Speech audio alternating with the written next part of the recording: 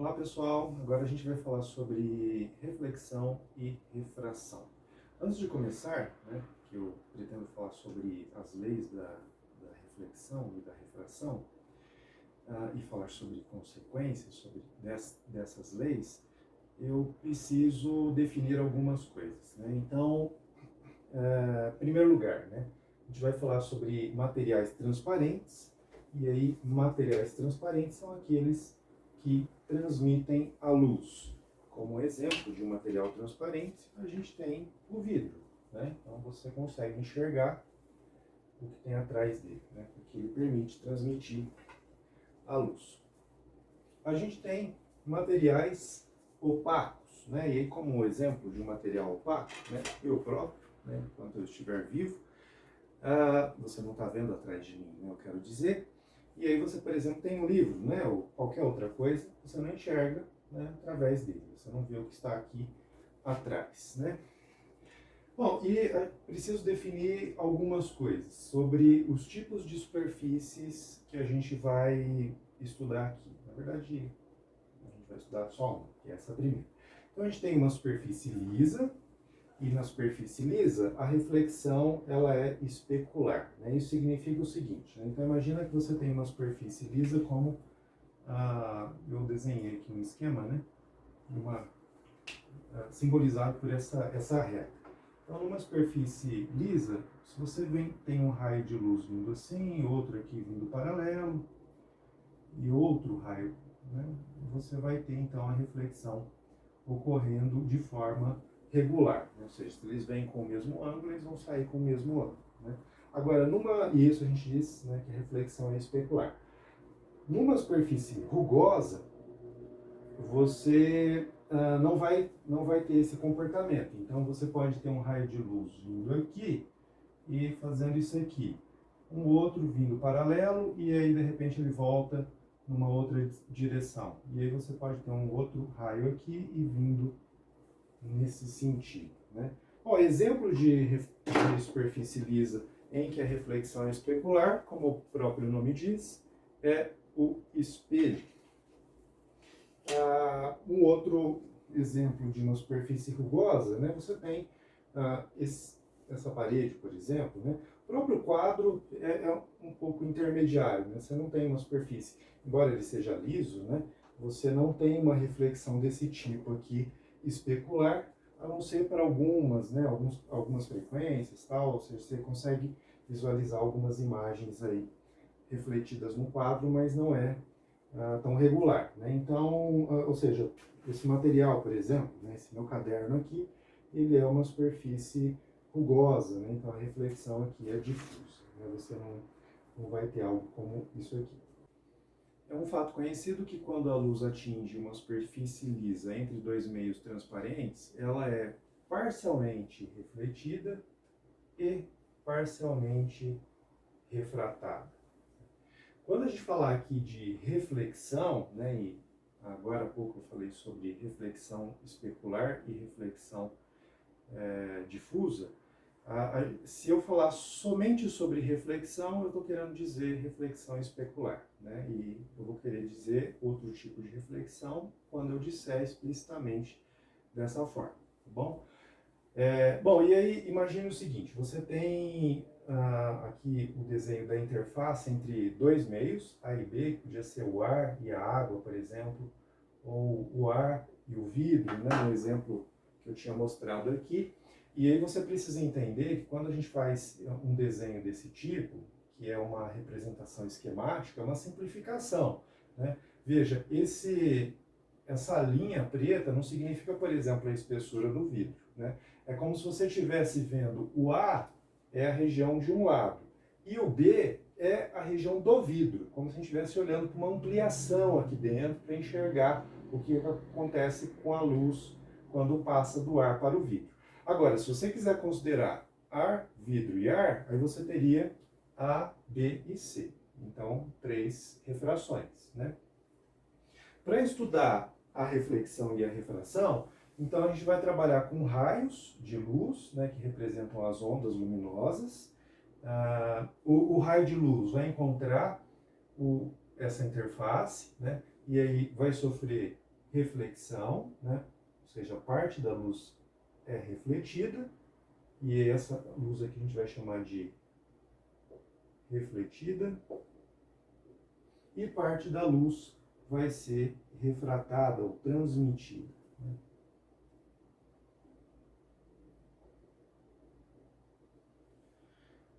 Para medir as direções desses raios de luz, a gente vai definir então uma reta imaginária que é perpendicular à superfície no ponto, né, em que a luz atinge, né, ou seja, onde ela sofre reflexão e refração. Ou seja, uma reta imaginária perpendicular, né, fazendo um ângulo aqui de 90 graus, né, tanto de um lado quanto do outro, de forma que a gente vai definir o ângulo de incidência do raio de luz, que a gente vai chamar de θA, em função de se referir a o meio A, né, o material A, θR,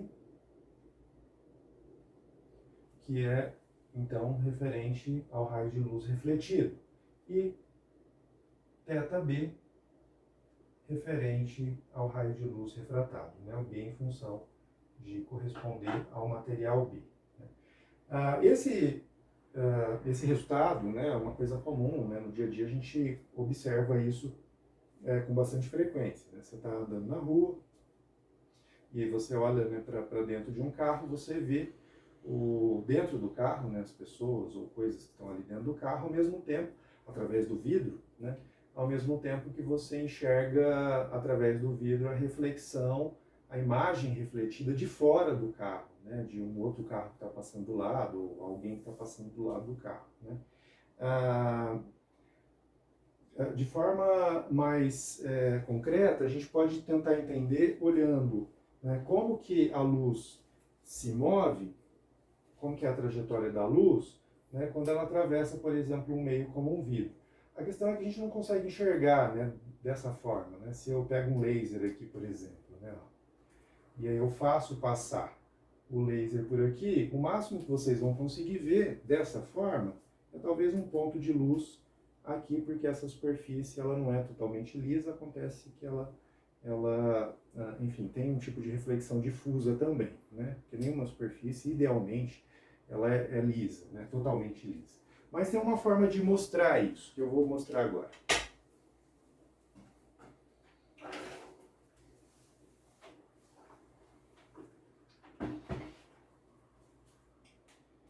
Eu coloquei um umidificador de ar. Não sei se dá para ver a névoa que está sendo lançada aqui, né? E aí essa névoa ela serve para a gente enxergar um pouco, né, a trajetória da luz, né? Então vocês devem estar vendo aí, né, a luz passando aqui, ó, pela névoa, né? Porque justamente a luz quando colide com as moléculas de água, né, que tem uma concentração alta aqui, espalha a luz, né? Ou seja, você tem um espalhamento aí difuso da luz. Então a gente pode enxergar esse efeito, né, que seria correspondente a colocar o vidro assim, mas aí para facilitar a visualização, eu vou colocar próximo da trajetória aqui da névoa que está sendo produzida. Veja, ó, aqui a gente tem a luz incidente, né? A gente não está vendo a luz sendo refletida, porque a maior parte da luz aqui está sendo transmitida. Para a gente ver ela transmitida, é só colocar a névoa então do outro lado, e aí vocês vão enxergar aqui a névoa sendo transmitida. Para ver a reflexão, então, nesse caso a gente precisa de um ângulo um pouquinho maior Aqui eu estou fazendo um ângulo zero, né, próximo de zero, com relação ao plano, né, entre a interface aqui dos dois meios, mas aí se eu for mexendo no ângulo, ó, vocês vão conseguir enxergar, porque aí você vai ter um pouco mais, tá difícil aqui, porque a névoa está se movimentando. Deixa eu tentar mexer aqui e conseguir mostrar. Ó. Acho que aqui deve dar para ver um pouco. Ó. Veja, ó. Acho que vocês devem estar vendo, né? Um pouquinho da reflexão da luz. ao mesmo tempo que a gente tem um pouquinho da refração da luz. Vou tentar mostrar aqui de um outro ângulo para ver se visualiza um pouco melhor.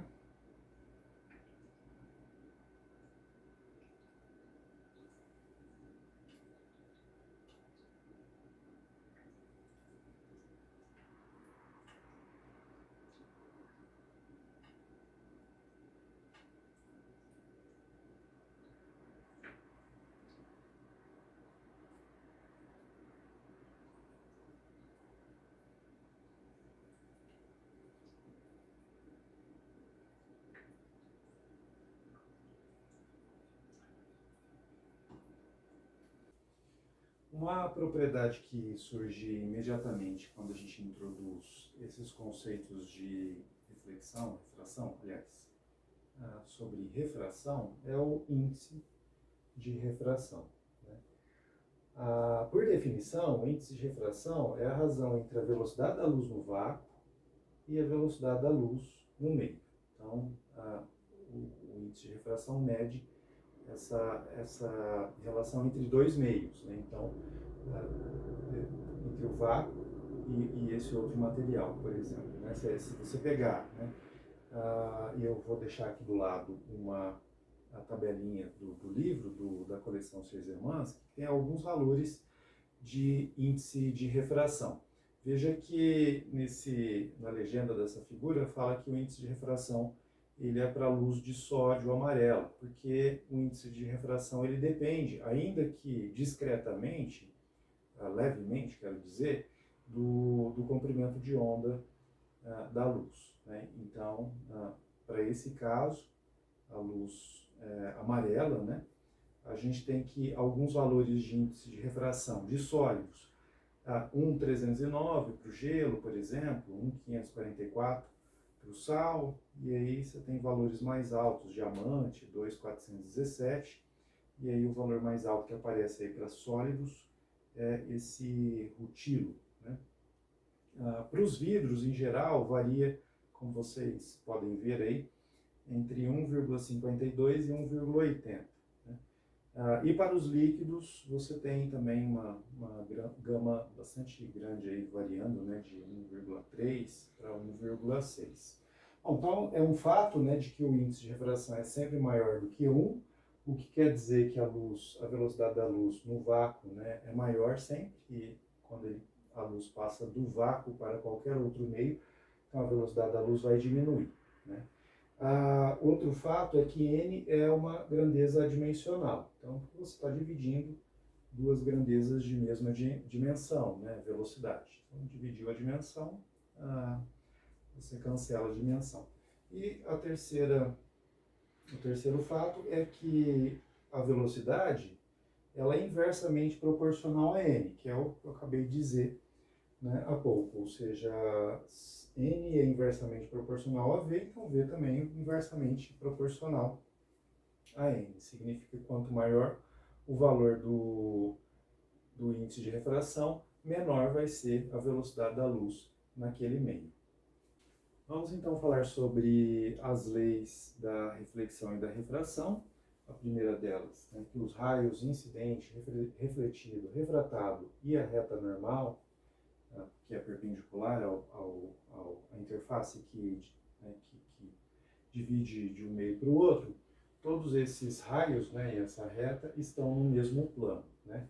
Isso significa, né, ilustrando aqui com os palitinhos, né, imagina que você tem um raio incidente e aí você vai ter o raio refratado, a reta normal, todos eles precisam estar no mesmo plano, ou seja, uma coisa assim, né, como se eu estivesse nesse desenho. Você não vai poder, por exemplo, ter uma coisa assim. Ó. Você tem aqui o raio incidente, aqui o refletido, o refratado está em outra direção aqui e a reta normal, sei lá, para cá. Né? Então, o que ele está dizendo é que todo mundo está no mesmo plano. 2, o ângulo de reflexão é igual ao ângulo de incidência, né? Ou seja, θr é igual ao θa. Né? E por último, para uma luz monocromática em um par de materiais A e B, a razão entre os senos dos ângulos de incidência e refração é igual à razão inversa entre os índices de refração correspondentes, né? Ou seja, que é seno de θA sobre seno de θB igual a NB sobre NA. Essa lei é chamada de lei de Snell, ela é muitas vezes escrita de outra forma, que é equivalente, né? Ou seja, escrever assim, NA seno de θA igual a NB seno de θB.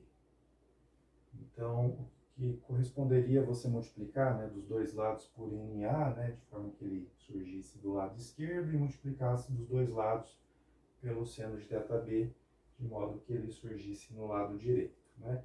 Aqui no ângulo, nessa segunda lei, né, vale para qualquer comprimento de onda, né? Ou seja, isso vale para qualquer comprimento de onda da luz. Vamos ilustrar então as leis da reflexão e refração num esquema, num desenho, né? Então, suponha que você tenha um meio A, um meio B, aqui a interface que divide os dois, né? E aí você vai ter um raio de luz, né, incidindo, vamos supor, com esse ângulo, com essa direção indicada aqui por essa reta. Para fazer essa análise, a gente traça então a reta normal e de forma que a gente define automaticamente o ângulo de incidência, que é sempre em relação ao normal θA. Bom, pela segunda lei, né, que a gente viu aqui, não quero chamar de primeira, segunda, terceira lei como são as leis de Newton, né? É só a ordem que a gente colocou ali, né? Então, segundo uma das leis, né, da reflexão, a gente tem que o ângulo de incidência vai ser igual ao ângulo de reflexão. Então, o raio refletido vai formar o mesmo ângulo aqui. Então, θr. Ao passo que você vai ter um raio refratado, que vai formar um outro ângulo, né? Ou seja, ele vai sofrer um desvio ao passar do material A para o material B, e o ângulo que ele vai formar vai ser um ângulo θB. O desvio que ele vai sofrer depende basicamente da relação entre os índices de refração do material A e do material B, né? Conforme uma das leis que a gente estabeleceu aqui, né? Que é a lei de Snell, né? Esses três raios todos estão no mesmo plano, e esse é o plano que a gente desenhou nesse diagrama, que é o plano de incidência. Vamos fazer algumas considerações sobre a lei de Snell. Vamos pegar duas situações para começar. Uma em que você tem então um raio de luz, né, que está incidindo aqui entre dois meios, dois materiais A e B, né, numa superfície lisa, né, só enfatizando tudo que a gente já conversou. E aí vamos supor que o índice de refração do meio B é maior do que o índice de refração do meio A, né? A gente sabe que pela lei de Snell, então a gente tem que o seno de θA sobre o seno de θB é igual a NB sobre NA, né? Veja, se esse aqui, né, o índice de refração no B é maior do que o A, então você está dividindo do lado direito da equação um número maior por outro menor, né? Por exemplo, 2 por 1, 5 por 4, né? Enfim. Bom, se bem que a gente não vai ter índice de refração 5, né, ou 4, né? Os valores giram acima de 1, né, por volta de 1 a 2 e pouquinho. Mas imagina, né, 2, 2,5 e 1,2, não sei, né? Esse aqui é maior que esse. Então você pode fazer aí na sua calculadora, se tiver em dúvida, né? Mas esse valor é claro, né? Um número maior dividido pelo menor vai dar sempre um número maior do que 1. Né? Então o resultado aqui é maior do que 1. Se do lado direito é maior do que 1, do lado esquerdo também tem que ser maior do que 1, porque isso aqui é uma igualdade, né? E aí só tem um jeito disso acontecer, né? Ou seja, quando que essa razão dá maior do que 1? Para essa razão dar maior que 1, o seno desse ângulo, θA, tem que ser maior do que o seno do ângulo θB, né? Ou seja, o seno θA tem que ser maior do que o seno de θB. E aí, nesse caso, isso também dá maior que 1. E aí só tem um jeito de que o seno de um ângulo seja maior que o seno do outro. O ângulo,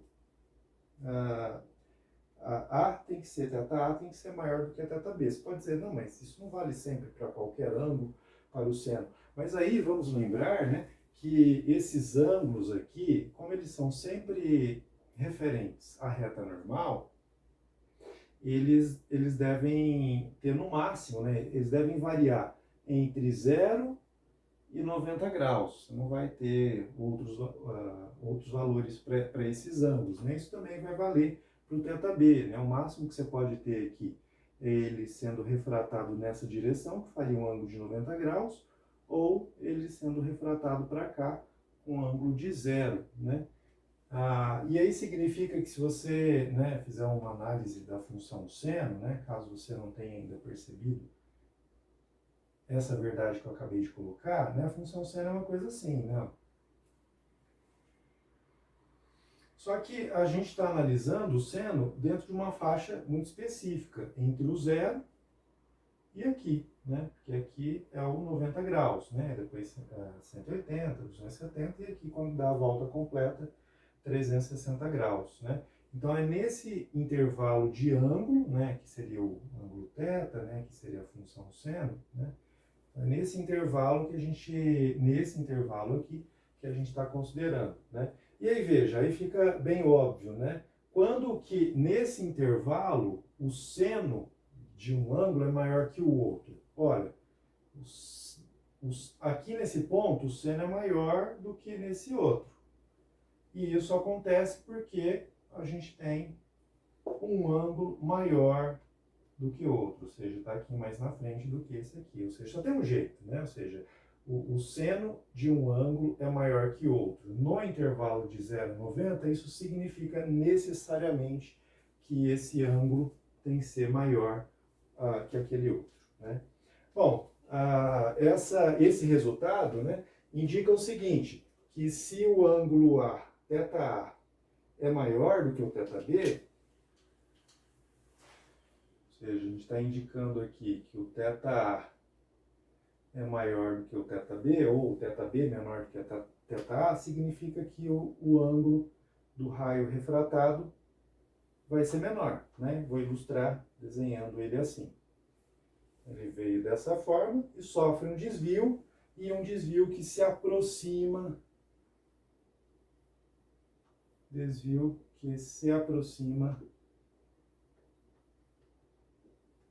da normal,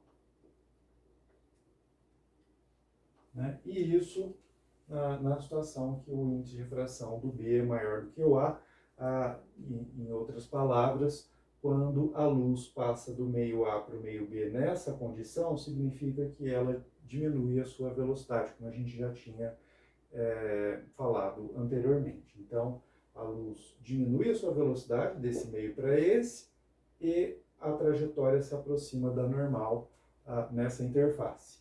Agora, quando você tem o contrário, o que vai acontecer? O raciocínio é o mesmo. Então, você vai lá, pega a equação da lei de Snell, seno de θA sobre seno de θB igual a NB sobre NA. E aí a gente sabe que o NB é menor do que o NA, significa que do lado direito da equação esse valor é menor do que 1. Como é uma igualdade, do lado esquerdo tem que ser também menor do que 1. E aí, se é menor que 1, significa que o de cima é menor do que o de baixo, né? E só tem um jeito do seno de um ângulo ser menor do que o seno de outro, naquele intervalo de 0 a 90, é que esse ângulo ele é menor do que o outro. Ou seja, a conclusão que a gente tira é que o θA, nesse caso, vai ser menor do que o θB, ou, né, de forma inversa, né, pensando em termos do θB, o θB é maior do que o θA, né?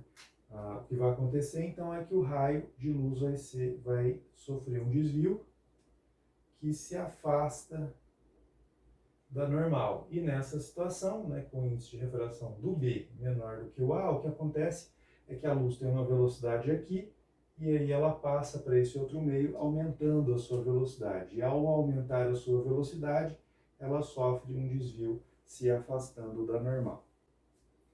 E o que acontece quando você tem um raio de luz incidindo na direção da normal, ou seja, formando um ângulo de zero, né, com a normal, né? Significa um raio desse jeito, né? Se a gente olhar para a lei de Snell, nesse caso, fica mais fácil de enxergar ela assim, né, a consequência, né? Você vai ter, né, do lado esquerdo, né, o ângulo é zero, então seno de zero dá zero, e aí do lado esquerdo da igualdade é zero. E aí do lado direito, só tem um jeito, né, de também dar zero, né, se o θB for zero, ou seja, a gente vai ter o raio refratado também na direção da normal, ou seja, nessa situação, o raio não muda a direção. Um exemplo de aplicação da lei de Snell, que todos conseguem enxergar, né? Se você pegar uma régua, né? Essa minha régua é pequena, mas você pode pegar uma régua maior e aí você colocar essa régua dentro de uma bacia com água, né? Por exemplo, né? Não precisa ser uma régua, qualquer coisa reta, né? Sei lá, um cabo de vassoura, por exemplo, né? Acho que todo mundo já deve ter reparado uma caneta, né? Outro exemplo, né? Num copo d'água, né? Se você faz isso, e olha por cima da água, você tem a impressão de que a régua, né, ou a caneta, enfim, o cabo de vassoura, está torto, né? E por que isso ocorre? Veja, a gente enxerga em função dos raios de luz que saem do objeto, ou seja, a luz é refletida no objeto de maneira difusa, ou seja, para todas as direções, e alguns desses raios de luz, né, refletidos pelo objeto chegam até os nossos olhos, né? E o nosso cérebro interpreta como se esse raio de luz tivesse vindo de forma retilínea, né? Então, vamos entender, vamos pegar e traçar alguns raios de luz da régua, né, dentro da água, para a gente olhar. É claro que se a gente olhar para esse pedaço da régua, a gente está vendo ele na posição que a régua está, né? Agora, um raio de luz que sai daqui, da régua, vamos supor, eu vou pegar um raio de luz que veio aqui, está vindo nessa direção. O que vai acontecer? Ele vai trocar de um meio com índice de refração, que é 1,33, acho que tem mais um 3 aqui, né? Acho que esse valor também não é tão relevante, né? 1,333, né? E aí para o ar é aproximadamente, o índice de refração é aproximadamente 1, né? Então, a gente chegou à conclusão aqui, quando a luz passa de um meio de índice de refração maior para um menor, o que vai acontecer? A gente vai ter um afastamento da normal. Então, tinha um ângulo aqui, né? Vou chamar esse de θA e o outro vai ser o θB. Então, você vai ter, então, raio vindo nessa direção, né? Se você pegar um outro raio de luz, né? Vou pegar um saindo que veio para cá, né? Precisa de 2 raios de luz para conseguir fazer essa análise, né? Vai acontecer a mesma coisa, né? Então, ele vai se afastar da normal. Então, se ele está vindo aqui, ele vai fazer isso aqui, né? Então, vai vir nessa direção, sei lá. E aí, você é um observador que está olhando do lado de cá, né? Então, imagina que você está aqui, né? Desenhar um olho aqui para representar isso. E aí você está olhando e você está vendo, recebendo esses dois raios de luz. Veja. Então, para o seu cérebro, é como se o objeto tivesse vindo dessa direção e não daquela lá, original, onde o raio de luz está saindo. Então, ou seja, eu vou traçar uma projeção desses raios de luz para entender onde a gente vai estar vendo o objeto, né? E aí esses raios de luz vão se encontrar num ponto aproximadamente aqui. Então é como se a barra, na verdade, tivesse a extremidade nessa posição, né? Uma coisa assim, ó. A barra ou a régua, né? Estou falando barra, mas eu comecei o exemplo com uma régua. Então a gente está entendendo, né? O seu olho está enxergando um pedaço da régua aqui e aí o outro pedaço torto e mais próximo da superfície do que de fato ela está. Aqui só para ilustrar aquele efeito sobre o qual eu falei, da régua, né? Que aí que eu usei uma colher de pau e um pote com água, né? Então você enxerga como se a colher de pau tivesse torta, né? Acho que está bem nítido aqui. E ela não é torta, né? Só para mostrar. Tá aqui. Algumas outras considerações importantes, né? A trajetória do raio de luz, ela é irreversível, né? O que significa que se você tem uma trajetória de um raio de luz numa direção, vamos supor, né? O raio de luz está vindo aqui, depois ele se aproxima da normal. Se você jogar um raio de luz na direção oposta daquele raio refratado, ele vai seguir a mesma trajetória original, né? E isso é meio óbvio, né? Você, por exemplo, no caso da reflexão, né?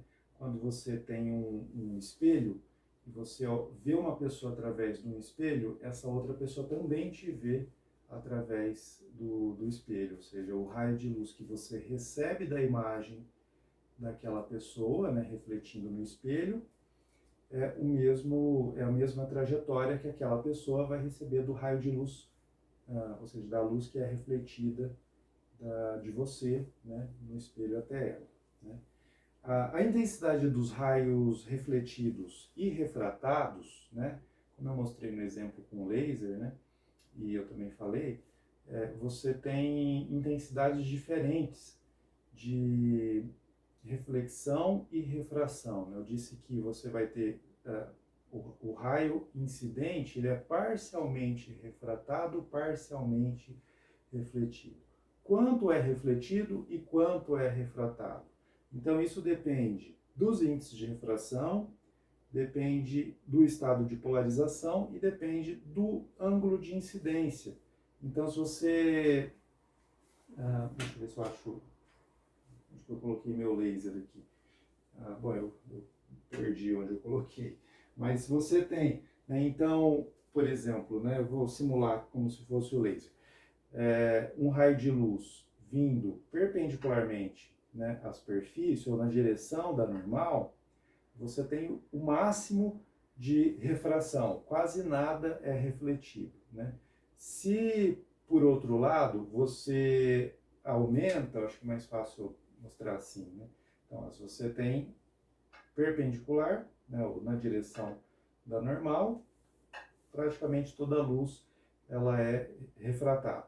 Agora, se você aumenta o ângulo, à medida que você vai aumentando o ângulo, você aumenta também a porção de luz, né, a intensidade da luz que é refletida e, por sua vez, você vai diminuir a porção que é refratada, né? Até o ponto em que, se você colocar aí um ângulo bem próximo de 90 graus, você não vai ter mais luz sendo refratada e toda ela vai ser refletida.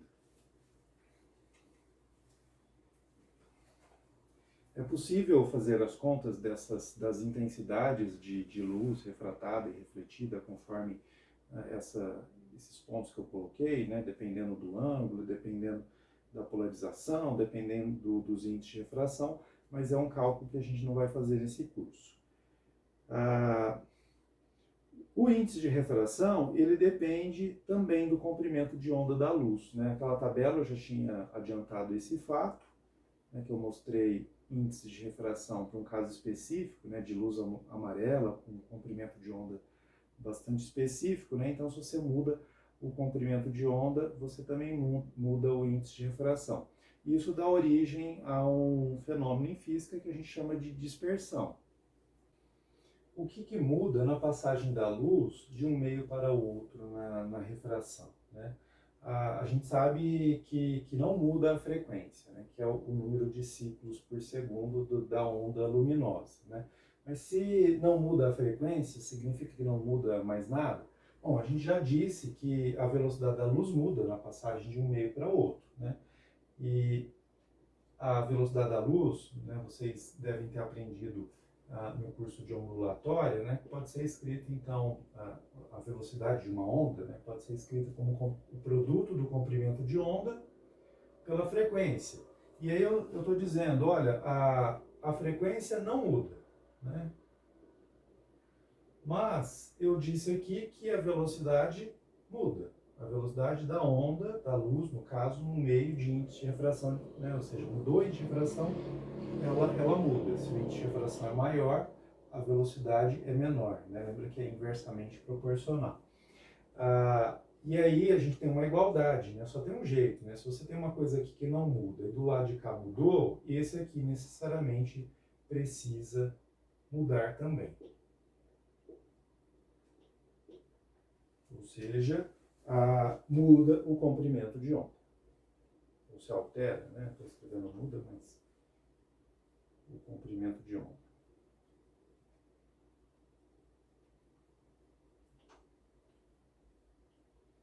Vamos analisar algumas questões matemáticas, né, com respeito a esse resultado. Se você estudar, então imagina que você tem a passagem de um raio de luz do vácuo para um determinado meio de um certo material qualquer, né? E aí a gente pode escrever, né, no vácuo. Então vamos pensar nessa situação hipotética. Você tem aqui o vácuo e um determinado material aqui. E aí você tem, né, a luz, enfim, passando daqui para cá, né? Bom, aí se você está passando de um índice de refração menor, né, para outro maior, a gente sabe que vai se aproximar, né? Então vai acontecer assim, ó.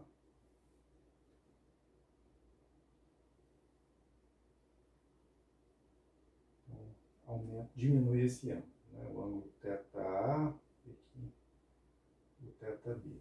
Se você escrever essa relação que eu acabei de escrever, só que para o vácuo, você vai ter então que a velocidade da luz, né, ou seja, a velocidade é igual ao lambda, vou chamar de lambda zero, né, ou seja, no comprimento de onda da luz no vácuo, né, vezes a frequência, né, que a luz tem aqui nesse meio, quer dizer, no vácuo, né. E do lado de cá, você vai ter uma velocidade diferente, V, lambda, e o lambda vai ser outro, né, vou chamar de lambda só, vezes a frequência, e aqui a frequência é a mesma, por isso que eu estou expressando com a mesma letra.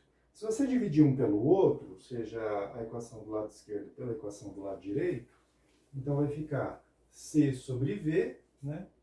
Eu dividir, né? Vou colocar assim.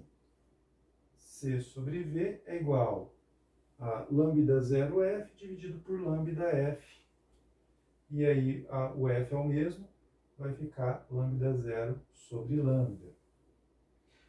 Mas do lado de cá, se você prestar bem atenção, isso aqui já apareceu para a gente. O que é a relação da velocidade da luz dividida pela velocidade da luz no vácuo pela velocidade da luz no material, né? Isso é o próprio índice de refração, né?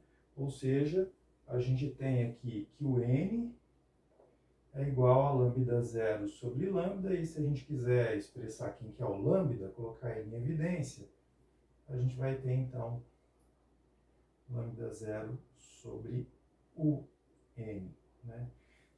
Ou seja, na passagem do vácuo para um material, né, com índice de refração maior que o do vácuo, né, a gente vai ter que o comprimento de onda da luz vai ser dividido pelo índice de refração, como a gente sabe é sempre maior do que 1, n, né, então a gente está dividindo por um número maior do que 1 e, portanto, esse valor aqui vai diminuir, né, então na passagem do vácuo para um determinado material, o comprimento de onda ele diminui. Bom, agora eu vou deixar para vocês pensarem, mas não é muito difícil de fazer essa mesma análise, e aí eu peço que vocês façam isso, é importante, né? Considere, em vez do vácuo e do material, né? Você tem o material A e o material B, e aí você, para analisar a relação entre o comprimento de onda no material A e no material B, dado que você conhece os índices de refração desses dois materiais, né? E aí chegue numa equação matemática que relacione essas duas coisas, né? Então, é possível que você precise utilizar a lei de Snell.